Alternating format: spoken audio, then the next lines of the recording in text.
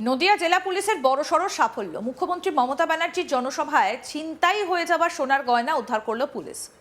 অভিযুক্ত মহিলাকে গ্রেফতারও করেছে পুলিশ। প্রসঙ্গত বলি, গত 11ই ডিসেম্বর নদিয়ার কৃষ্ণনগরে জনসভা করেন রাজ্যের মুখ্যমন্ত্রী মমতা ব্যানার্জি। প্রচুর সংখ্যক মহিলাদের মধ্যে ভীমপুর থানা এলাকার বেশ কয়েকজন মহিলা বসেছিলেন। সেই সময় তাদের গলা থেকে সোনার গয়না ছিনতাই হয়ে যায়। এরপর কান্নায় ভেঙে পড়েন মহিলারা। সংবাদ মাধ্যমে প্রকাশিত হবার পর নড়েচড়ে বসে পুলিশ প্রশাসন। অবশেষে 4 দিনের মধ্যে ছিনতাই হয়ে যাওয়া সোনার গয়না উদ্ধার করে নদিয়ার কৃষ্ণনগর কোতোয়ালি থানার পুলিশ তারা সেই গয়নাগুলোকে উদ্ধার করে। গ্রেফতার করা হয়েছে অভিযুক্ত মহিলাকে। জানা যায়, অভিযুক্ত মহিলা ঝাড়খণ্ডের বাসিন্দা। তিনি বিভিন্নভাবে চিরুনি তল্লাশি চালিয়ে অভিযুক্তকে গ্রেফতার করা হয়। এরপর তার কাছ থেকে উদ্ধার হয়েছে সোনার গয়নাগুলো। স্বাভাবিকভাবেই মুখ্যমন্ত্রীর জনসভা থেকে চুরির ঘটনায় সাড়া ফেলে দিয়েছিল গোটা দেশ জুড়ে। প্রশ্নের মুখে পড়তে হয়েছিল তৃণমূল নেতৃত্বকে। এবার পুলিশের অতি সক্রিয়তায় চুরির কুল কিনারা খুঁজে বের করলো সেই পুলিশই। আর সেখানেই বড়সড় সাফল্য বলে মনে করছেন পুলিশের উচ্চপদস্থ আধিকারিকরা। অন্যদিকে এই চুরির ঘটনার সঙ্গে আরও কেউ যুক্ত রয়েছে কিনা পুলিশ তদন্ত করে দেখছে। কি বক্তব্য এই ধৃত মহিলার, শুনবো।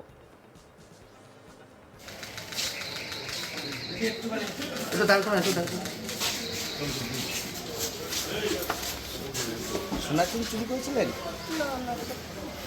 পুলিশ তো ধরেছে আপনাকে।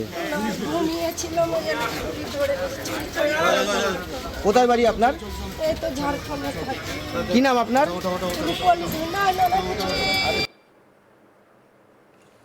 আমাদের প্রতিনিধি সুরজিৎ দাস কি প্রতিবেদন তুলে ধরেছেন, আসুন দেখি। জনসভা থেকে সোনা চুরি কাণ্ডে এবার গ্রেপ্তার হলো এক মহিলা। জানা যায়, গত 11 তারিখ কৃষ্ণনগরে মুখ্যমন্ত্রী জনসভা ছিল। প্রথমে তিনি একটি প্রশাসনিক অনুষ্ঠান করেন, সেখানে পথশ্রী প্রকল্প অর্থাৎ রাস্তাশ্রী প্রকল্পের উদ্বোধন করেন। এরপরে তিনি সরাসরি পাশেই জনসভা মঞ্চে তিনি যান। প্রায় 1 ঘন্টা বক্তব্য রাখেন, কারণ এই নদিয়া জেলাতে অনেক মতুয়া এবং উদ্বাস্তু সম্প্রদায় রয়েছে এবং এসআইয়ের আবহে মমতা বন্দ্যোপাধ্যায় মূলত তাদের নিয়ে কী বার্তা দেন সেদিকেই তাকিয়েছিল গোটা জেলাবাসী থেকে শুরু করে তৃণমূলের কর্মীরা। সেখানে তিনি প্রায় 1 ঘন্টার বেশি ভাষণ রাখেন। সেখানে বিজেপি থেকে শুরু করে বিরোধী দলগুলোকে কটাক্ষ করেন তিনি। পরবর্তীকালে তিনি সভাস্থল ছেড়ে আবার হেলিকপ্টারে বেরিয়ে যান।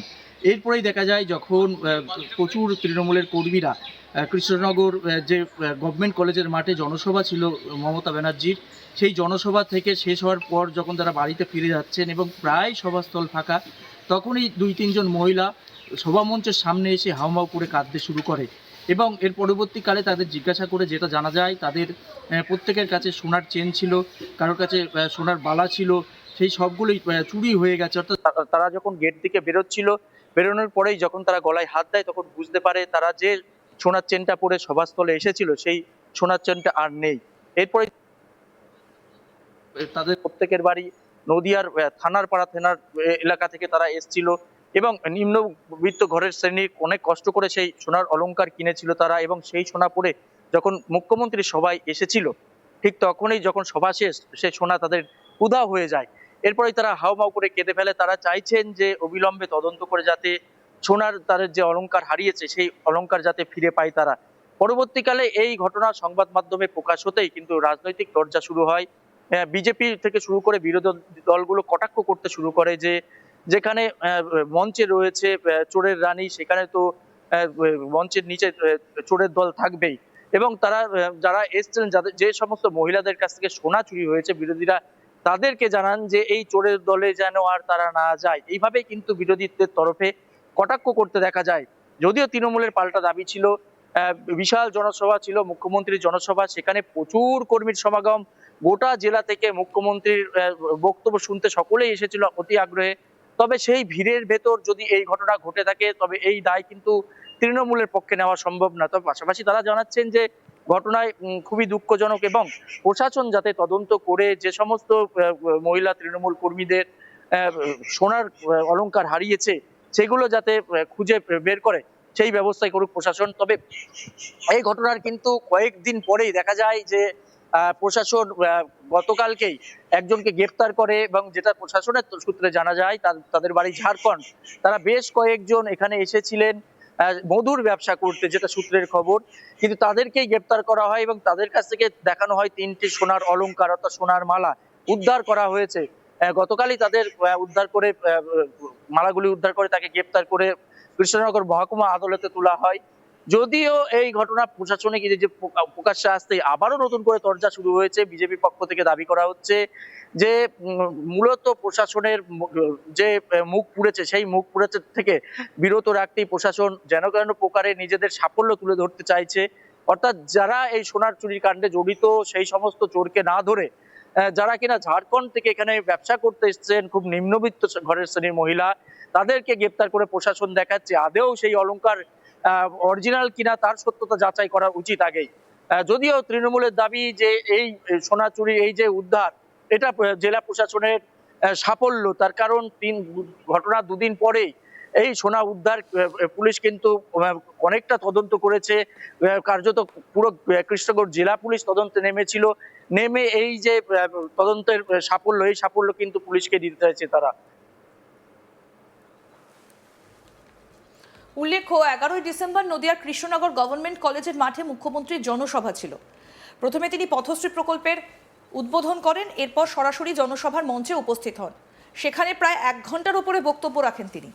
জনসভা থেকে যখন সকলে বাড়ি ফিরে গিয়েছিলেন সেই সময় দেখা যায় যে সভামঞ্চ প্রায় ফাঁকা, আর তখনই বেশ কয়েকজন মহিলা একেবারে হাউমাউ করে কাঁদছিলেন। কাদার কারণ জিজ্ঞাসা করতেই তারা বলেন তাদের গলার সোনার চেন ছিনতাই হয়ে গিয়েছে। দেখুন।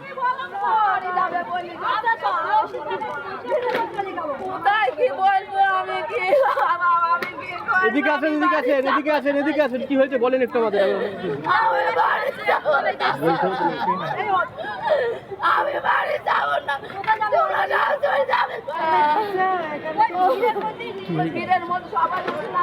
এবার এই ঘটনায় একজনকে গ্রেফতার করেছে পুলিশ। অভিযুক্ত মহিলাকে এবার পুলিশ গ্রেফতার করেছে। গত 11ই ডিসেম্বর নদিয়ার কৃষ্ণনগরে জনসভা ছিল রাজ্যের মুখ্যমন্ত্রী মমতা ব্যানার্জির। প্রচুর সংখ্যক মহিলাদের মধ্যে ভীমপুর থানা এলাকার বেশ কয়েকজন মহিলা বসেছিলেন। সেই সময় তাদের গলা থেকে সোনার গয়না ছিনতাই হয়ে যায়।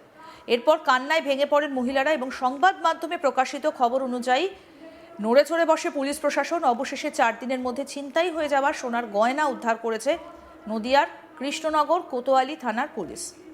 গ্রেফতার করা হয়েছে অভিযুক্ত মহিলাকে।